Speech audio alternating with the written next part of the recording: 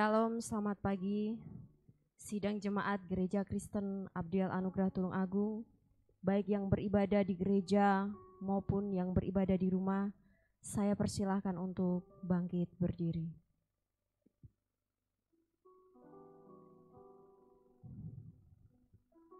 Mari arahkanlah hati kita kepada Tuhan dan beribadahlah kepadanya dengan sikap penyembahan. Marilah kita sujud menyembah, berlutut di hadapan Tuhan. Pertolongan kita adalah dari Tuhan yang menjadikan langit dan bumi. Biarlah ibadah kita hanya jadi di dalam nama Allah Bapa, Putra, dan Roh Kudus. Amin.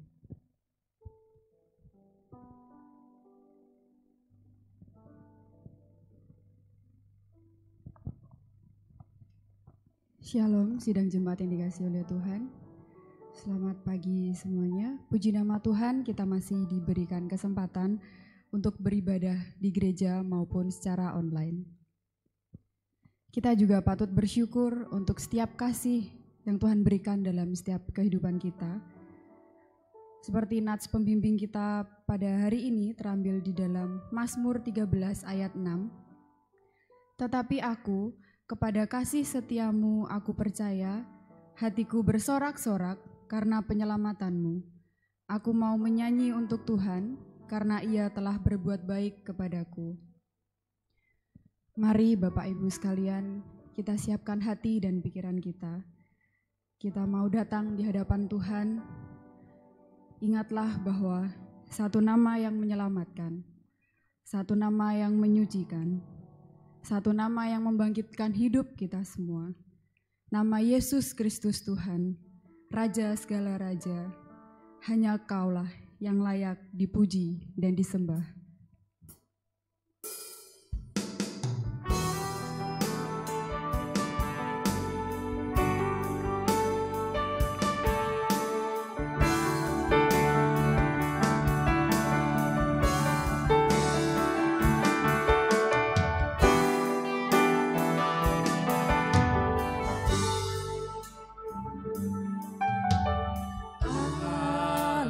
Semesta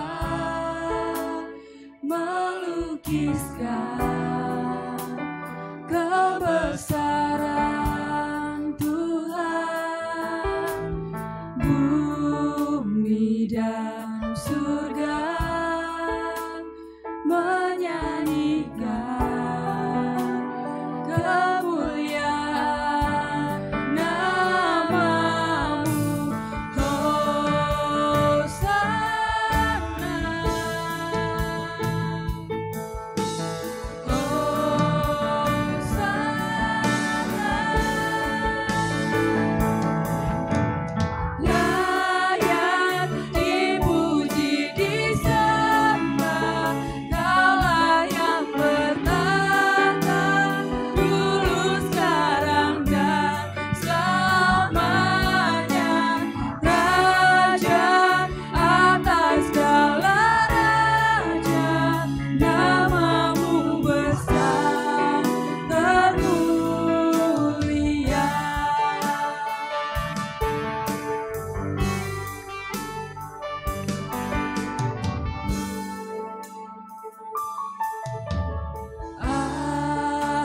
Semesta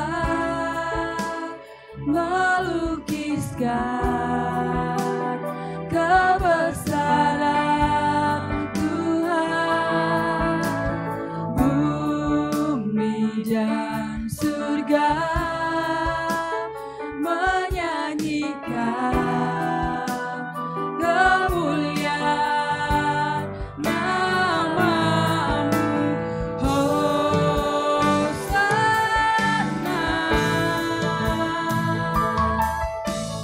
Oh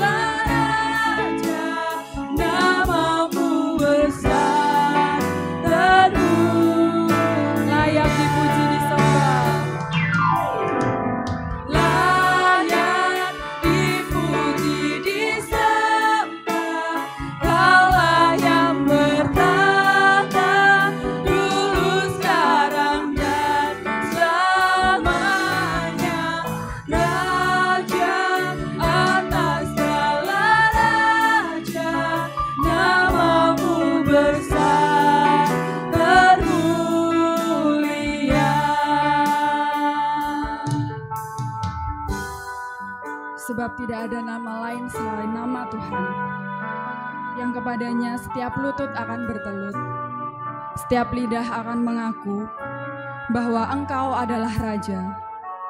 Kau adalah Tuhan segala Tuhan. Amin. Mari bersama-sama kita katakan Hosana.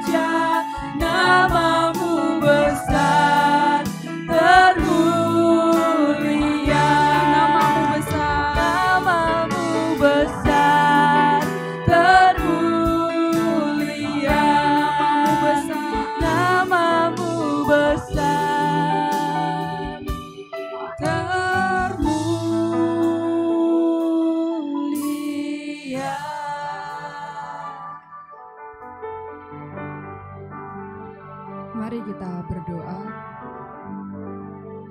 Benar ya Tuhan, bahwa hanya Engkaulah yang layak kami puji dan layak kami sembah. Terima kasih ya Tuhan, terima kasih Engkau selalu ada di sisi kami ya Tuhan. Di saat kami jatuh, di saat kami terpuruk ya Tuhan, di saat kami menghadapi setiap pergumulan, Engkau yang selalu setia menemani kami.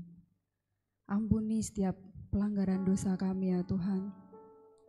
Ampuni setiap dosa-dosa kami, jikalau kami telah mengecewakan Engkau ya Tuhan.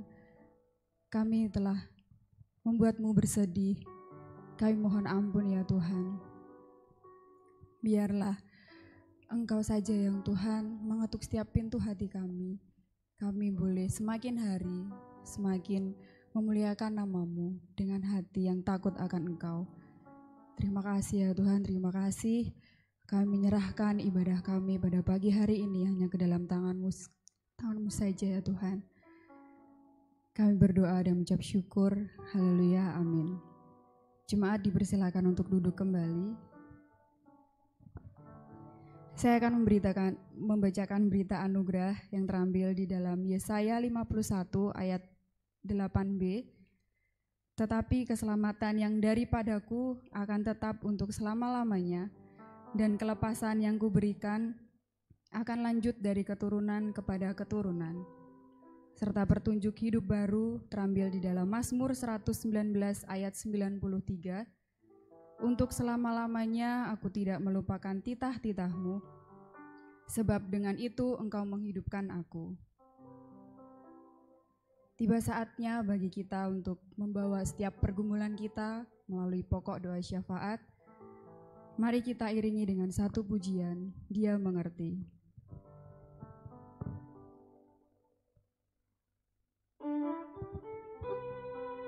Bahwa di saat kita merasa tidak ada jalan untuk setiap persoalan kita, di saat kita menghadapi pergumulan kita, ingatlah bahwa hanya Dia yang mengerti, hanya Dia yang peduli. Mari kita serahkan semuanya ke dalam nama Tuhan, Yesus Kristus, Tuhan kita.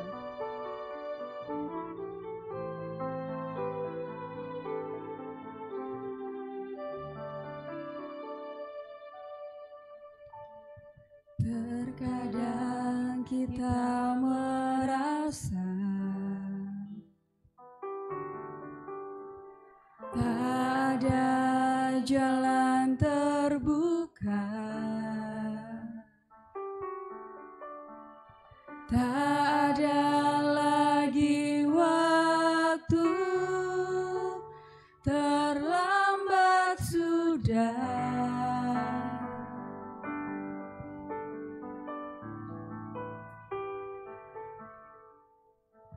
Tuhan tak pernah berdusta.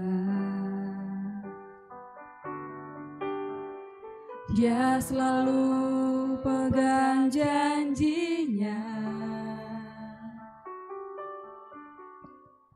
Bagi orang percaya, mukjizat nyata. Dia mengerti, dia peduli. Dia mengerti, dia peduli.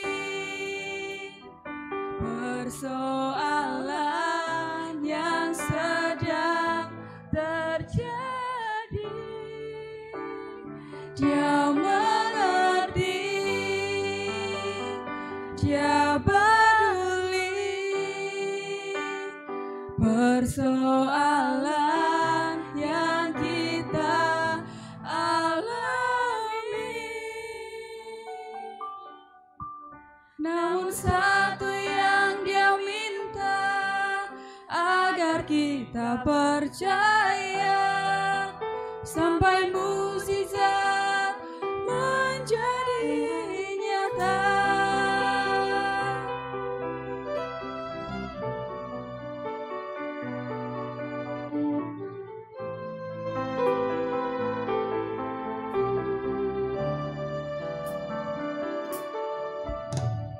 Terkadang kita merasa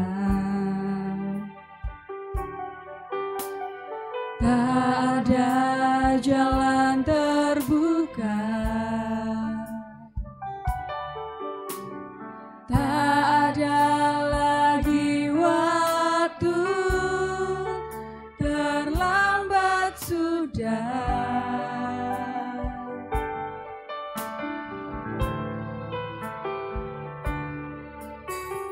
Tuhan tak pernah berdusta. Dia selalu pegang janjinya. Bagi orang percaya, mukjizat nyata.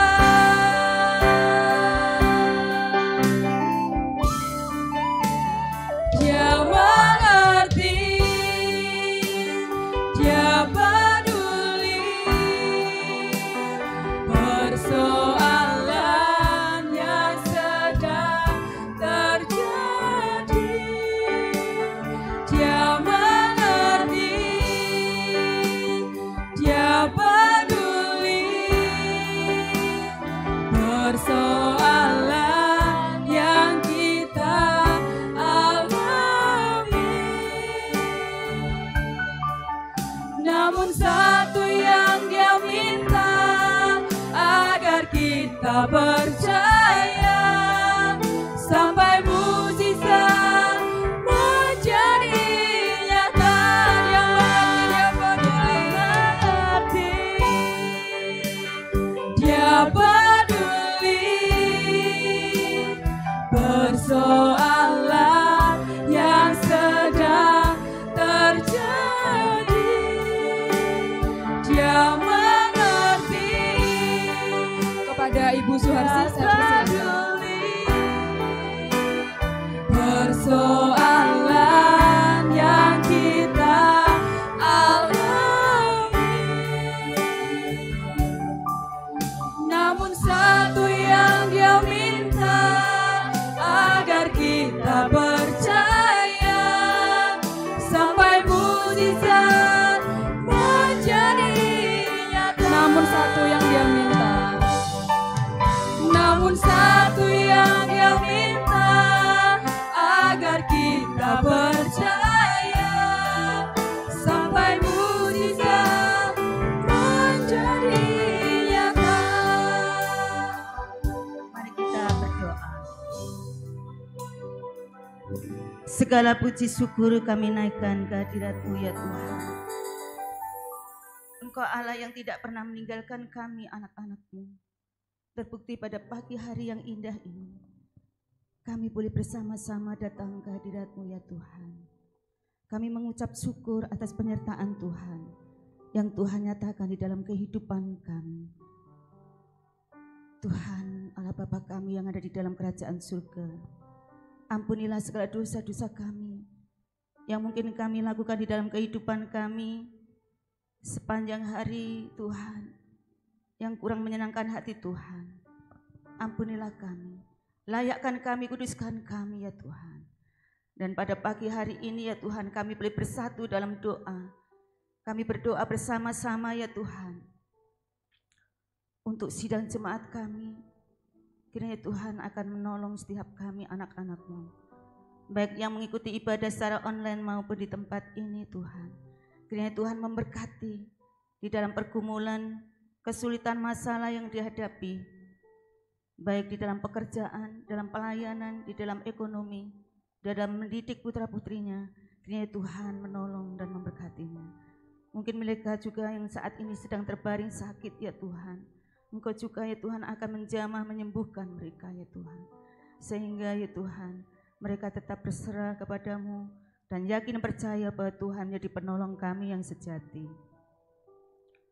Tuhan Allah Bapa yang ada di dalam kerajaan surga, pada saat ini kami juga Tuhan berdoa untuk majelis, pengurus komisi, dan juga hamba-hamba Tuhan yang ada di tempat ini ya Tuhan.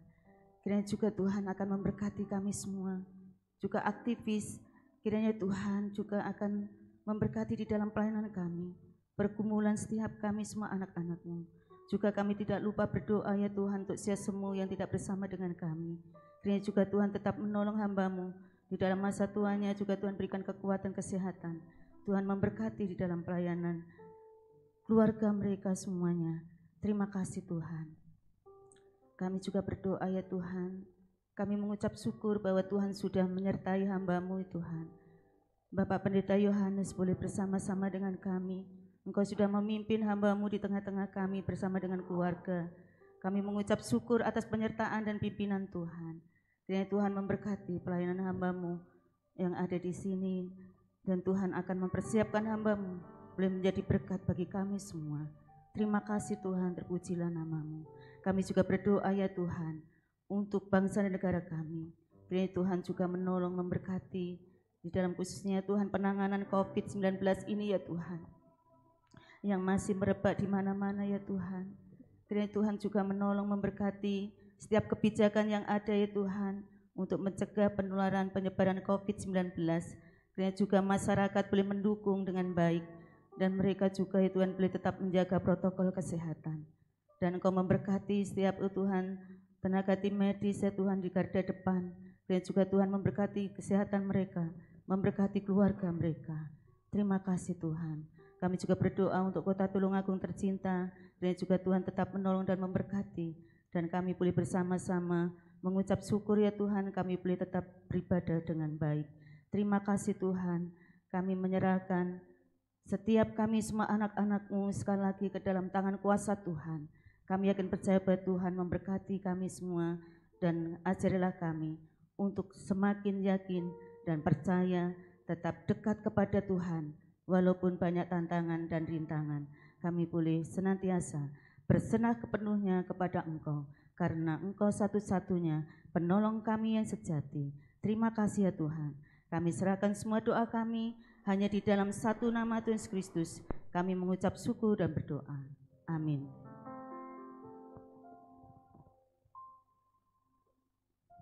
Jemaat yang dikasihi Tuhan, saya undang untuk bangkit berdiri. Marilah bersama-sama kita mengikrarkan pengakuan iman kita, pengakuan iman rasuli.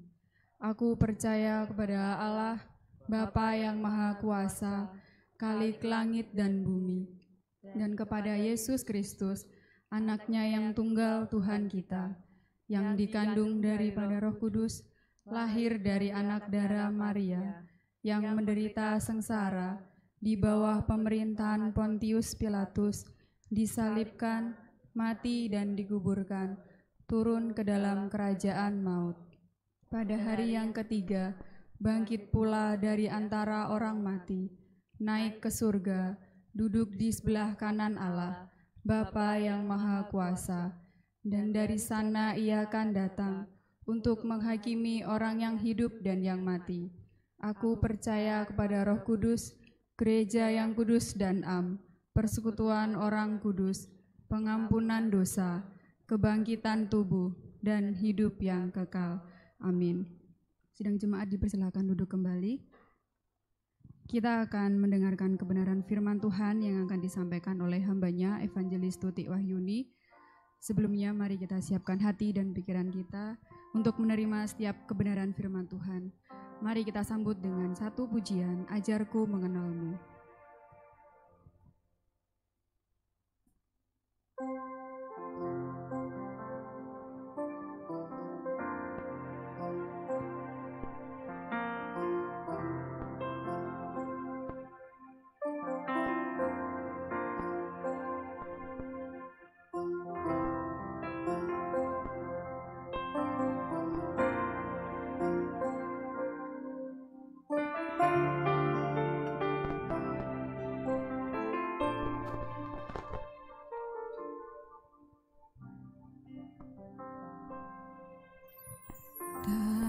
Ada yang ku dambakan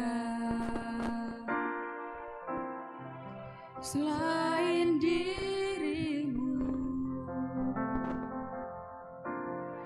tak ada yang ku inginkan, hanyalah Engkau. Tak ada yang kudambakan, tak ada yang ku dambakan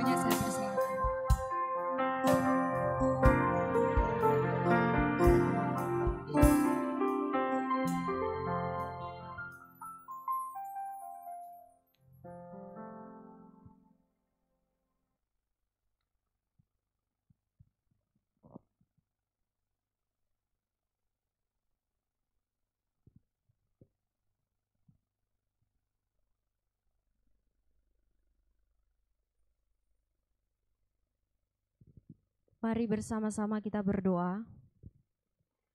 Tuhan Yesus, terima kasih. Hanya oleh karena kasih dan kemurahan-Mu, kami ada saat ini. Kami mengucap syukur, hari ini kami boleh diberikan kesehatan, hari ini kami boleh diberikan kekuatan, sehingga kami boleh bersama-sama beribadah. Tuhan, kami berdoa bagi setiap kami yang beribadah di gedung gereja ini, bahkan setiap kami yang saat ini beribadah di rumah kami masing-masing. Kami menyerahkan hati yang telah kami persiapkan. Berkati mulut, berkati telinga, tangan, kaki kami. Supaya kami sungguh-sungguh menghormati Tuhan. Supaya kami sungguh-sungguh menghargai hadirat Tuhan. Ya Tuhan, tiba waktunya kami bersama-sama merenungkan kebenaran firman-Mu. Kiranya Engkau yang boleh menolong kami yang lemah ini. Dan ajar kami selalu boleh lebih dekat dan lebih mengenal Engkau. Sehingga kami semakin bertumbuh, sehingga kami semakin didewasakan, sehingga kami semakin dikuatkan. Kami terima dengan iman firman yang akan kami baca dan kami renungkan. Kami percaya firman-Mu membawa pemulihan, firman-Mu membawa kesembuhan, firman-Mu membawa sukacita dan damai sejahtera bagi setiap kami orang-orang yang beribadah kepadamu saat ini. Di dalam nama Tuhan Yesus Kristus kami berdoa dan kami mengucap syukur. Amin. Shalom Bapak Ibu sidang jemaat yang terkasih. Puji Tuhan, hari ini kembali kita boleh bersama-sama beribadah. Bapak Ibu, ada peribahasa mengatakan tak kenal maka tak sayang. Tak kenal maka tak sayang. Bagaimana kita bisa sayang kalau kita tidak mengenalnya? Tak kenal maka tak sayang. Kenal dan tahu itu berbeda. Saya beri contoh kecil. Saya tahu Bapak Presiden Republik Indonesia yang ke-7 dan saya juga percaya Bapak Ibu tahu, yaitu Bapak Jokowi. Saya tahu bahwa beliau adalah presiden kita saat ini. Beliau presiden yang ke-7, istrinya Ibu Iriana.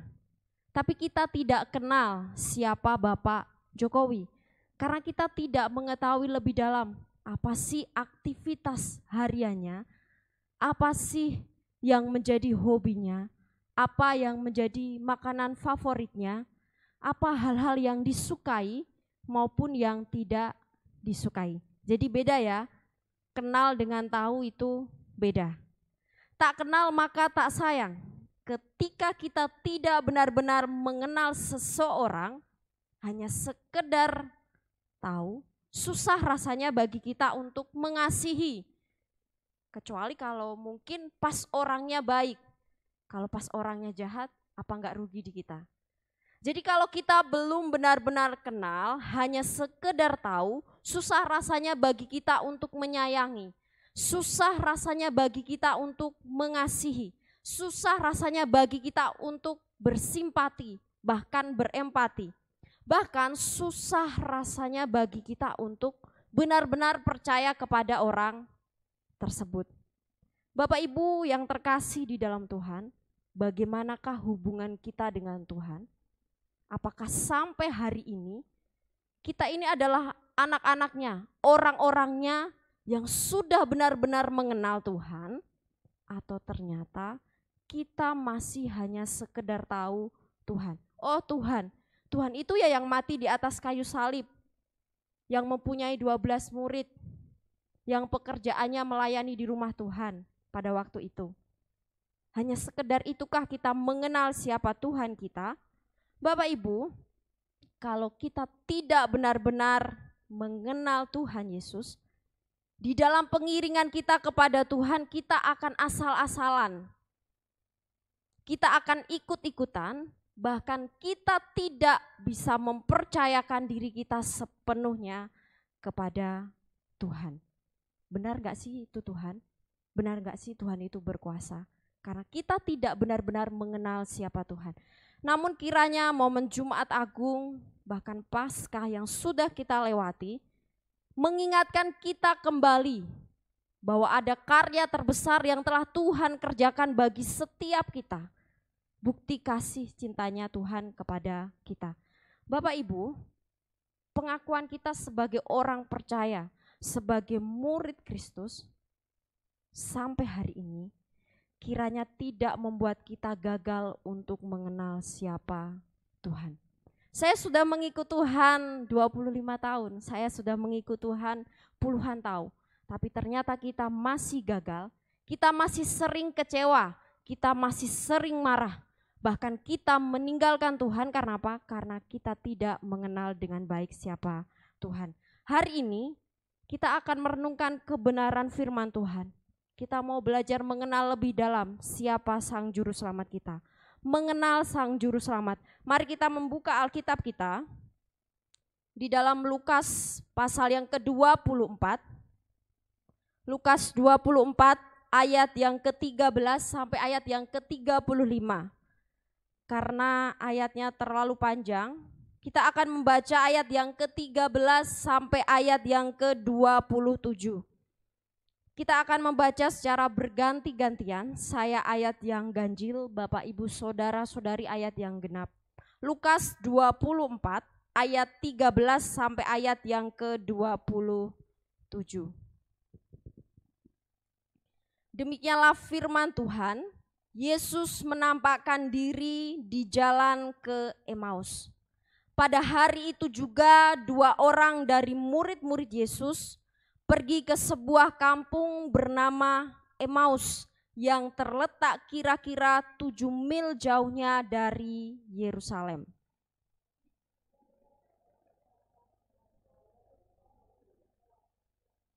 Ketika mereka sedang bercakap-cakap dan bertukar pikiran, datanglah Yesus sendiri mendekati mereka, lalu berjalan bersama-sama dengan mereka.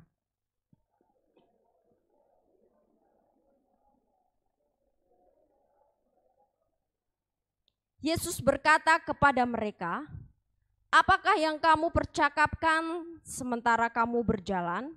Maka berhentilah mereka dengan muka muram.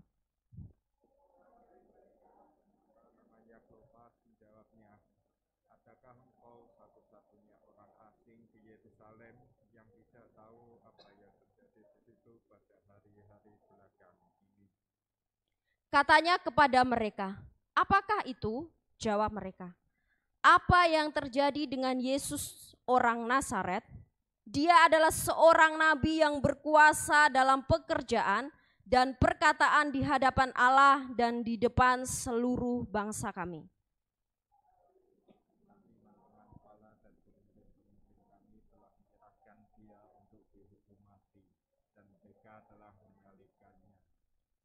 Padahal kami dahulu mengharapkan bahwa dialah yang datang untuk membebaskan bangsa Israel, tetapi sementara itu telah lewat 3 hari sejak semuanya itu terjadi."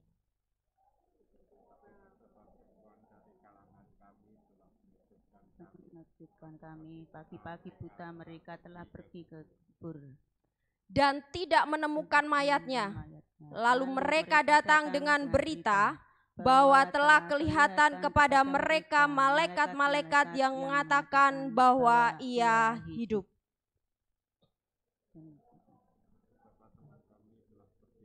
Telah pergi ke kubur itu dan mendapati bahwa memang benar yang dikatakan perempuan-perempuan itu, tetapi dia tidak mereka lihat. Lalu ia berkata kepada mereka, "Hai kamu orang bodoh, betapa lambannya hatimu sehingga kamu tidak percaya segala sesuatu yang telah dikatakan para nabi." Bukankah Masias harus menderita semuanya itu untuk masuk ke dalam kemuliaannya? Lalu ia menjelaskan kepada mereka apa yang tertulis tentang dia dalam seluruh kitab suci, mulai dari kitab-kitab Musa dan segala kitab nabi-nabi. Amin. Bapak Ibu sidang jemaat yang terkasih di dalam Tuhan Yesus Kristus, mari kita perhatikan konteks di dalam Lukas pasal 24 ayat yang ke-13 sampai ayat yang ke-35 ini. Di ayat yang ke-13 di situ dikatakan, pada hari itu juga 2 orang dari murid-murid Yesus pergi ke sebuah kampung bernama Emmaus yang terletak kira-kira 7 mil jauhnya dari Yerusalem. Jadi peristiwa ini terjadi tepat pada waktu Tuhan Yesus bangkit dari kubur, pada waktu hari Minggu. Di situ tadi dikatakan ada 2 orang, mereka melakukan perjalanan dari Yerusalem menuju ke Emmaus. Tadi yang satu tidak disebutkan namanya dan yang satu disebutkan namanya adalah Kleopas.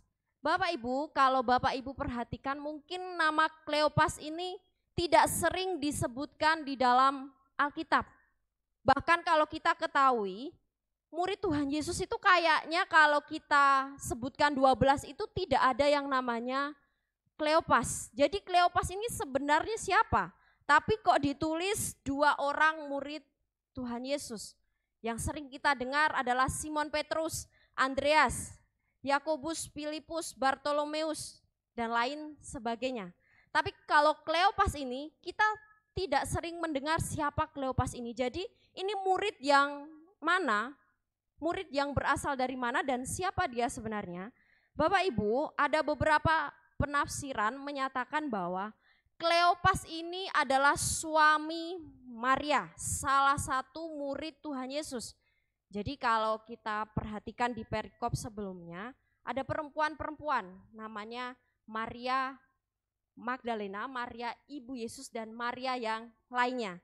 Di dalam Injil Yohanes pasal yang ke-19 ayat yang ke-25 di situ dikatakan, dan dekat salib Yesus berdiri ibunya, ibu Yesus maksudnya, namanya Maria. Maria istri Kleopas.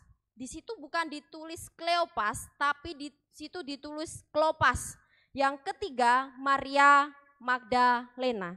Jadi bisa kita mengerti siapa Kleopas. Kleopas ini dalam beberapa tafsiran disebutkan bahwa kemungkinan Kleopas ini adalah suaminya Maria yang saat itu ada dan bersama-sama dengan Tuhan Yesus yang disalibkan bersama dengan Maria yang lainnya. Jadi Kleopas bersama dengan satu muridnya pada waktu peristiwa kebangkitan Tuhan Yesus mereka melakukan perjalanan ke Emmaus. Jarak antara Yerusalem ke Emmaus ini kurang lebih kira-kira 7 mil, di situ tadi dijelaskan. Kurang lebih 11 sampai 12 kilometer. Jadi Bapak Ibu bisa perkirakan kalau dari sini mungkin sampai Ngunut ya, kalau tidak salah kurang lebihnya. Mari kita perhatikan di ayat yang selanjutnya, ayat 14 sampai ayat yang ke-16. Bagaimana di dalam perjalanan tersebut mereka sedang bercakap-cakap dengan apa yang telah menjadi kenyataan mereka, yaitu guru mereka, Tuhan Yesus, disalibkan. Ketika dalam perjalanan mereka tidak menyadari bahwa Yesus datang secara tiba-tiba berjalan dengan mereka. Yesus bertanya kepada mereka tentang apa yang sedang mereka bicarakan. Mereka merasa bersedih. Karena apa? Menganggap bahwa Yesus itu satu-satunya orang yang tidak mendengar berita yang sedang gempar, yang sedang booming kalau bahasa sekarangnya. Yang sedang dibicarakan oleh banyak orang bahwa Yesus ditangkap, disalibkan dan mati. Bapak Ibu, mari kita perhatikan di ayat yang ke-19. Ketika Yesus bertanya kepada mereka, Kleopas menjawab. Katanya kepada mereka, apakah itu? Jawab mereka, apa yang terjadi dengan Yesus orang Nazaret? Dia adalah seorang nabi yang berkuasa dalam pekerjaan dan perkataan di hadapan Allah dan di depan seluruh bangsa kami. Ketika Tuhan Yesus mempertanyakan apa yang terjadi dengan Yesus orang Nazaret itu, mereka menjawab bahwa Yesus yang seorang nabi itu telah disalibkan. Bapak Ibu, dikatakan bahwa murid-murid itu berarti orang yang setiap hari bersama-sama dengan Tuhan Yesus. Saya percaya ketika Tuhan Yesus melakukan mukjizat, ketika Tuhan Yesus melayani Tuhan, mereka bisa melihat dengan mata mereka sendiri bahwa Tuhan berkuasa. Tapi Kleopas menyatakan bahwa Tuhan Yesus adalah nabi. Ini artinya mereka belum mengenal dengan baik siapa guru mereka, siapa Tuhan yang mereka sembah. Bahkan setiap hari mereka sudah bersama-sama, tapi ternyata mereka menyatakan bahwa Yesus adalah nabi. Bapak Ibu, nabi pekerjaannya di dalam perjanjian lama, nabi bahasa Ibraninya navi. Seseorang yang mendapat penglihatan dan mendengar suara Allah dan diutus untuk menyampaikannya kepada umat. Jadi kalau kita baca di dalam perjanjian lama, Tuhan sering mengutus nabi-nabinya. Mereka mendapat penglihatan. Tuhan berfirman kepada mereka supaya mereka mengingatkan satu bangsa, supaya bangsa tersebut bertobat. Itu pekerjaan nabi. Jadi seumpama Musa diutus, Musa diberi penglihatan, Musa dipilih Tuhan. Yunus juga diutus Tuhan ke kota Niniwe, dia adalah salah seorang nabi. Berfirmanlah Tuhan kepada Yunus, supaya Yunus mengingatkan orang-orang Niniwe. Itu pekerjaan nabi. Di dalam perjanjian baru, nabi bahasa Yunaninya itu propetes, juru bicara. Orang yang diutus dan diilhami oleh Allah untuk menyatakan sesuatu yang tersembunyi, mengungkapkan suatu nubuat, menyatakan pikiran, kehendak ilahi, dan juga untuk meramalkan masa depan. Itu pekerjaan nabi. Yesus bukan nabi. Allah dan nabi itu berbeda. Jadi Yesus bukan nabi. Yesus adalah Allah sendiri yang menjelma menjadi manusia. Jadi berbeda ya, kalau para nabi itu mereka mendengar suara Tuhan, mereka mendapat penglihatan. Tapi kalau Yesus, dia adalah Allah sendiri yang menjadi manusia. Bapak Ibu, kata-kata Kleopas yang menyatakan bahwa Yesus adalah seorang nabi menyingkapkan pandangan para murid tentang Yesus, bahwa mereka belum menyadari tentang keilahian Yesus. Jadi apa yang dinyatakan Kleopas secara tidak langsung itu sudah menyiratkan bahwa dia tidak mengenal bahwa Yesus itu adalah Allah yang sesungguhnya. Jangan sampai kita hari ini gagal untuk mengenal siapa Yesus yang sebenarnya. Di ayat yang ke-21 sampai ayat yang ke-20 sampai ayat yang ke-21, di situ Kleopas menyatakan perasaan kecewa tentang apa yang terjadi. Karena pada waktu itu bangsa Israel sedang mengalami sesuatu yang tidak baik, dijajah oleh bangsa Romawi. Jadi mereka menganggap Yesus adalah seorang hero, pahlawan yang akan membebaskan mereka dari penjajah Romawi. Itu yang mereka idam-idamkan, itu yang mereka inginkan. Sehingga ketika Yesus disalibkan, secara manusia mereka berkata, lah pahlawan yang saya sudah gadang-gadang, pahlawan yang sudah saya harapkan, ternyata gagal, ternyata ditangkap oleh prajurit Romawi. Dia menyatakan satu perasaan kecewa. Saya percaya setiap kita pernah merasa kecewa dengan Tuhan. Karena menganggap bahwa Tuhan gagal melakukan apa yang kita inginkan dalam kehidupan kita. Ingat, berarti kita belum mengenal siapa Tuhan yang sebenarnya. Nyatanya mereka mendapati kenyataan bahwa Yesus ditangkap. Situasinya sudah tanpa harapan, karena apa? 3 hari sudah Tuhan Yesus mati. Jadi dia benar-benar kecewa, gak ada pengharapan lagi karena Tuhan Yesus sudah mati. Bapak Ibu, mengapa itu bisa terjadi? Karena tadi dia belum mengenal siapa Tuhan. Meskipun setiap hari dia bersama-sama dengan Tuhan, dia melayani Tuhan, dia beribadah kepada Tuhan. tapi dia gagal untuk mengenal Tuhan. Karena apa? Dia hanya mengenal setengah-setengah. Bapak Ibu, pengenalan yang setengah-setengah dan tidak sungguh-sungguh membuat mereka gagal untuk mengerti rencana Allah yang luar biasa dalam kehidupan mereka dan kita orang-orang percaya. Jadi ketika kita hanya mengenal Tuhan setengah-setengah dan tidak sungguh-sungguh, kadang membuat kita gagal di dalam mengerti rencana Tuhan.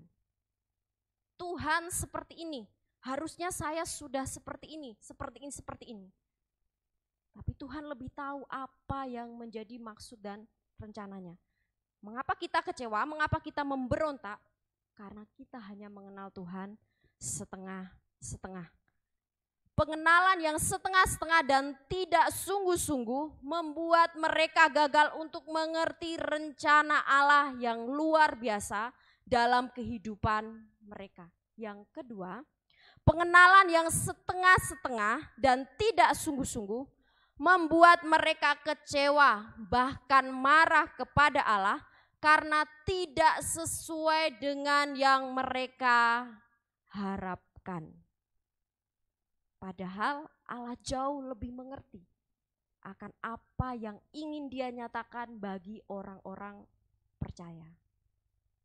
Lebih daripada kebebasan secara fisik, secara duniawi, tapi kebebasan yang memberikan jaminan kekal, yaitu keselamatan yang Tuhan sudah rencanakan.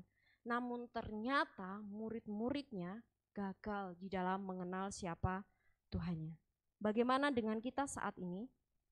Kadang kita seperti para murid menyalahkan Tuhan karena kita tidak mengenal siapa Tuhan kita.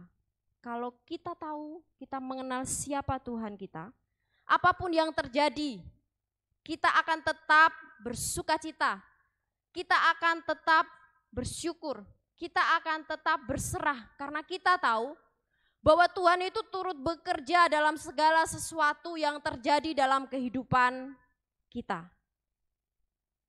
Jadi kita tidak akan pernah marah, tidak akan pernah kecewa, tapi kita akan terus mampu.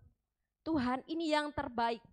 Meskipun secara fisik saya kesakitan, meskipun secara hati saya kecewa, saya marah, tapi saya percaya rencana Tuhan yang mungkin bagi saya itu gagal, tapi Tuhan punya rencana yang terbaik. Ada jalannya Tuhan yang baik. Kadang kita itu sok tahu, karena kita benar-benar tidak mengetahui bahwa Tuhan itu berdaulat. Tuhan itu yang lebih mengerti jalan kita jauh di depan. Tuhan lewat kanan saja, jalannya lurus, kelihatannya lurus, tapi kita tidak pernah tahu bahwa di depan jalan lurus itu ternyata ada jurang. Tuhan bilang, lewat jalan kerikil dulu, nanti akan ada jalan lurus. Tapi kita bilang, Tuhan lewat sini saja. Itulah kita, karena kita tidak pernah tahu. Sebenarnya Tuhan sudah mengetahui yang terbaik di depan kita. Sehingga kita gagal untuk mengenal siapa Tuhan. Menjadi perenungan bagi kita bahwa pengiringan kita pada Tuhan sampai hari ini tidak menjamin bahwa kita sudah benar-benar mengenal Tuhan. Masih ada dengki, masih ada dendam, masih ada kecewa, sakit hati, kepahitan. Apakah kita sudah mengenal Tuhan dengan sungguh-sungguh? Itu yang perlu kita koreksi.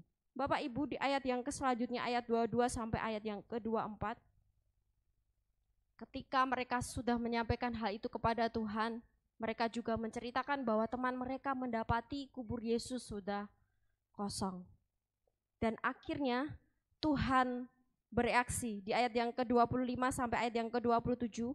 Lalu Ia berkata kepada mereka, "Hai kamu orang bodoh, betapa lambannya hatimu, sehingga kamu tidak percaya segala sesuatu yang telah dikatakan para nabi. Bukankah Mesias harus menderita semuanya itu untuk masuk ke dalam kemuliaannya?"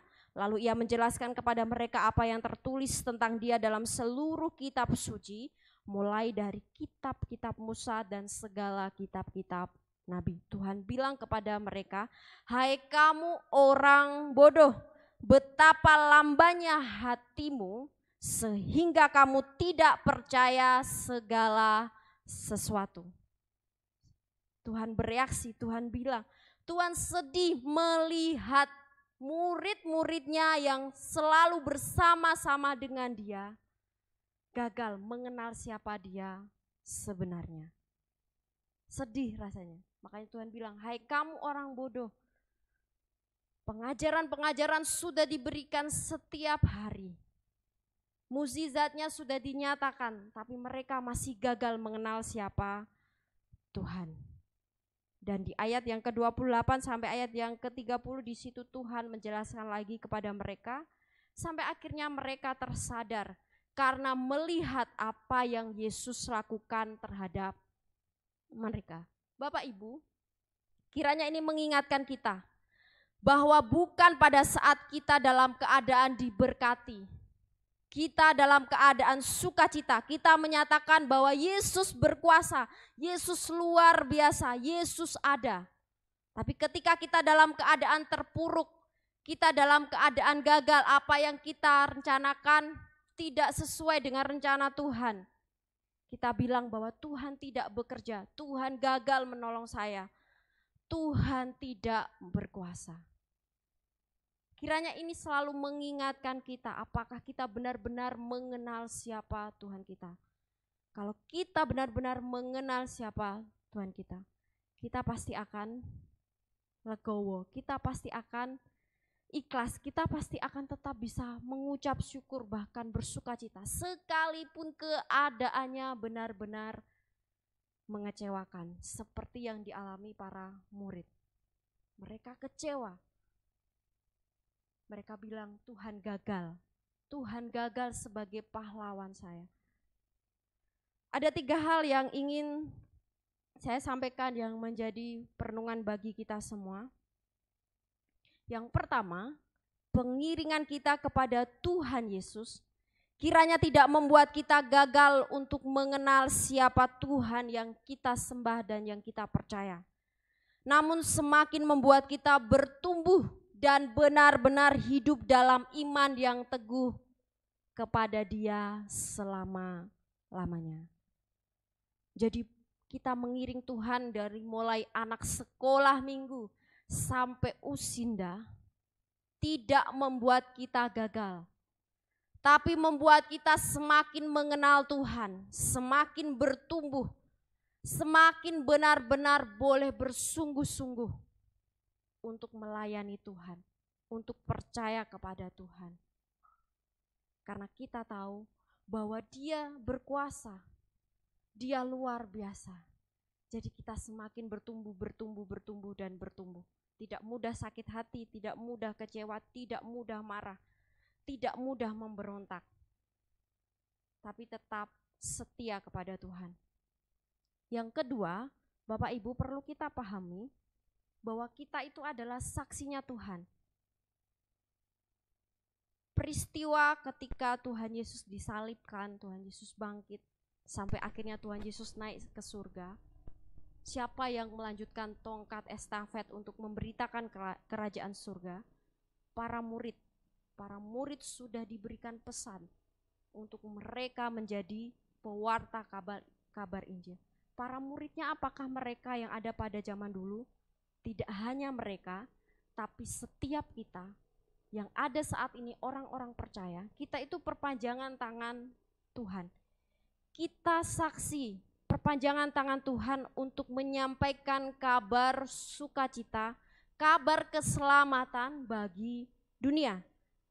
Ingat, sebagai pewarta Injil, kita harus benar-benar tahu dan kenal siapa Tuhan yang kita beritakan, supaya setiap orang yang mendengarnya itu boleh merasakan jamahan tangan Tuhan, boleh bertobat dan menerima Yesus.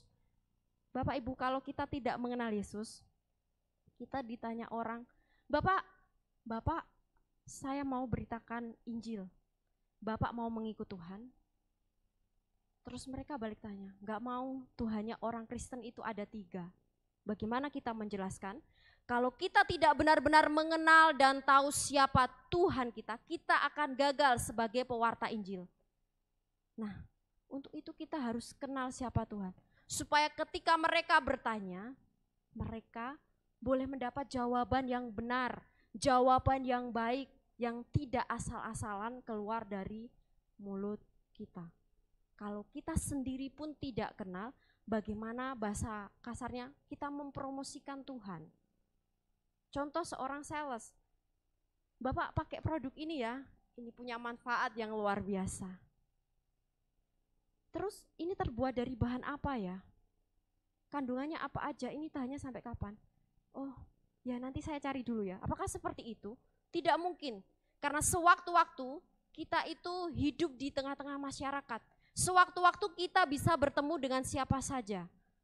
Kalau kita sebagai pewarta Injil kita tidak mengenal siapa Tuhan kita, bahkan diri kita pun sendiri berantakan, kita akan gagal di dalam mengenal Tuhan. Itu yang perlu kita ingat. Yang ketiga, untuk mengenal Yesus dengan baik dan benar, kita harus memiliki relasi, memiliki hubungan yang kuat di dalam Dia. Hubungan yang kuat itu bisa kita lakukan lewat doa, membaca Alkitab, bersekutu, beribadah kepadanya dengan kesetiaan dan kesungguhan hati. Bagaimana saya bisa mengenal lebih dalam? Ya lewat doa, lewat membaca Alkitab, lewat persekutuan, baik itu persekutuan pribadi maupun di dalam gereja. Kalau masih kurang, masih belum paham, masih ada hamba-hamba Tuhan yang bisa menjelaskan. Jadi ingat bahwa kita butuh relasi yang kuat dengan Tuhan. Sehingga apa yang kita omongkan itu tidak berasal dari diri kita, tapi Roh Tuhan yang memimpin kita untuk mewartakan kabar baiknya. Di dalam kitab Yohanes dikatakan, di luar aku kamu tidak dapat berbuat apa-apa. Artinya apa? Di luar Tuhan, segala sesuatu yang kita kerjakan yang itu kelihatannya rohani, itu akan gagal, tidak sampai. Karena kita tidak memiliki relasi yang intim dengan Tuhan. Bagaimana kita bisa menjalin relasi yang intim kalau doa saja seperti minum obat 3 kali sehari. Hanya doa makan itu pun kalau ingat. Jadi kita berdoa itu tidak hanya ketika kita beribadah di gereja. Sebagai orang percaya kita harus punya waktu doa pribadi. Itulah kekuatan kita. Jam doa pribadi ya, bukan bersama-sama. Setengah jam mungkin, 1 jam mungkin kita harus punya relasi yang baik dengan Tuhan. Membaca Alkitab, bagaimana saya boleh mengenal? Baca Alkitab, dari situ Tuhan nyatakan siapa Dia. Beribadah dengan sungguh-sungguh. Biarlah apa yang menjadi perenungan kita saat ini mengingatkan, membereskan, memulihkan kita bahwa kita mau serius di hadapan Tuhan. Karena Tuhan tidak pernah main-main dengan keselamatan yang Dia berikan. Kita pun mau lebih serius. Ingat, zaman sudah semakin tua. Tidak tahu kapan kita dipanggil Tuhan pulang, tapi biarlah selalu menjadi kerinduan kita. Ketika saya dipanggil pulang, saya dipanggil dengan sukacita karena kita sudah menjadi pelaku dan pewarta Injil yang baik. Kita sudah mengenal dengan benar siapa Tuhan kita. Amin. Untuk kebenaran firman Tuhan pada saat ini, mari kita berdoa. Terima kasih ya Tuhan untuk kasih karunia yang Engkau nyatakan dalam kehidupan kami. Firman yang boleh kami dengar menguatkan kami. Bahkan kami selalu dipulihkan dan kami dibereskan.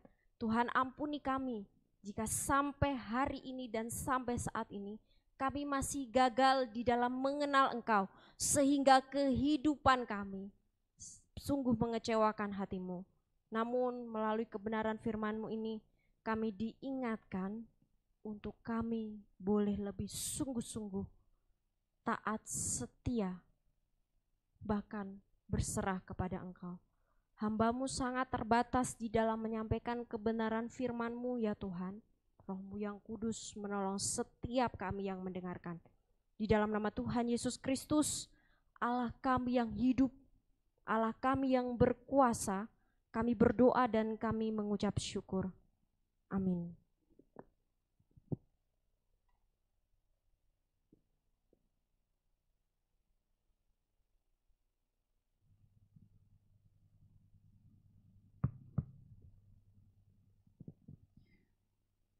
Puji Tuhan, sungguh indah firman Tuhan yang telah disampaikan, kiranya dapat menjadi berkat buat setiap kita. Kini tiba waktunya untuk kita memberikan persembahan. Mari kita memberikan yang terbaik untuk Tuhan. Bagi jemaat yang beribadah secara online, dapat memberikan persembahan secara transfer ke nomor rekening gereja yang tertera di layar saudara. Sambil persembahan dijalankan, mari kita iringi dengan satu pujian, segala puji syukur.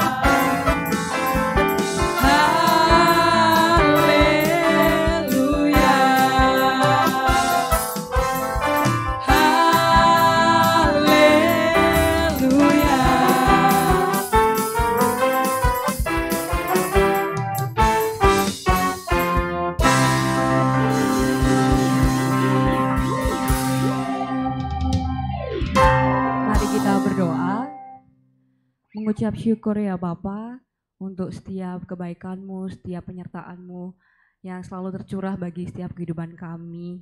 Kami juga mengucap syukur ya Bapa atas firman Tuhan yang baru saja kami dengar.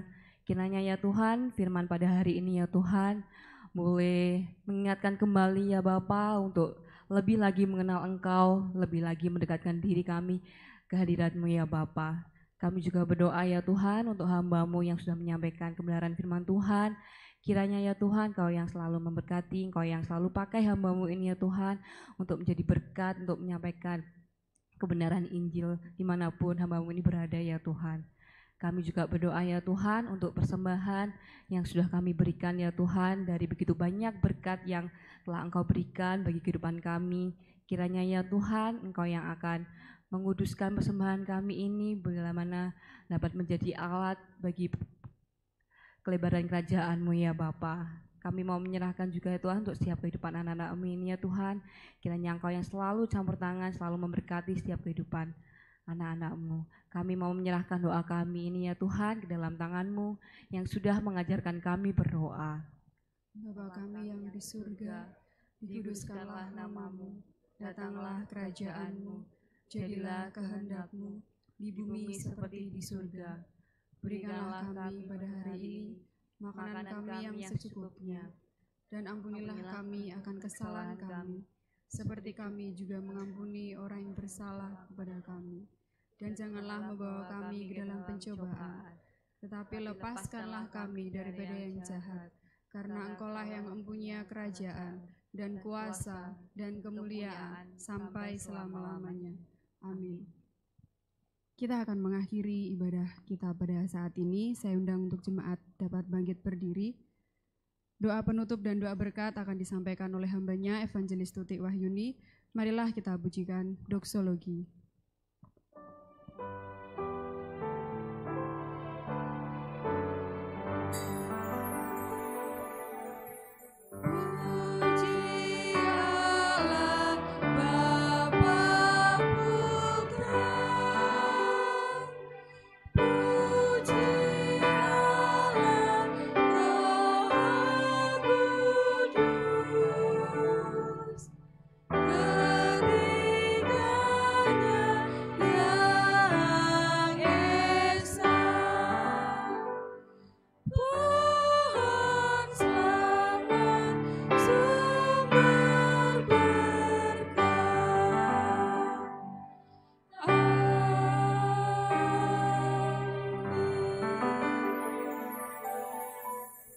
Tuhan Yesus, terima kasih untuk penyertaan-Mu yang luar biasa di sepanjang kami beribadah saat ini. Kami terus berdoa bagi gereja kami di tempat ini. Setiap kami yang mempercayakan diri kami untuk bertumbuh di gereja ini, kami berdoa Tuhan terus memimpin dan menolong kami. Sidang jemaat yang terkasih di dalam Tuhan, arahkanlah hati dan pikiran kita kepada Tuhan dan terimalah berkat daripada Tuhan. Kiranya kasih karunia dari Allah Bapa, damai sejahtera dari Tuhan Yesus Kristus, serta penghiburan dari Roh Kudus menyertai kita dari hari ini sampai selama-lamanya. Amin.